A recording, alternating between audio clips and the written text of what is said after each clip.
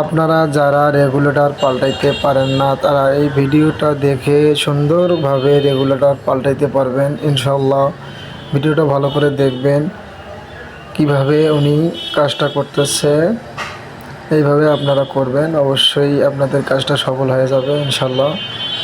দেখেন উনি কত সুন্দরভাবে কাঁটাটা খুলতেছে, উনি খুলে ভালো করে একটা একটা করে খুলে সবগুলো খুলতে হবে, খুলে ওটা বাতিল করতে হবে এবং নতুন একটি নিয়ে প্রথম মাথা যেটা বাইর হবে এটা প্রথম মাথায় লাগাইতে হবে।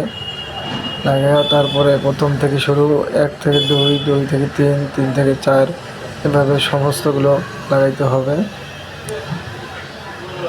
লাগার পর দেখবেন যে সব সফল হয়ে গেছে ইনশাল্লাহ।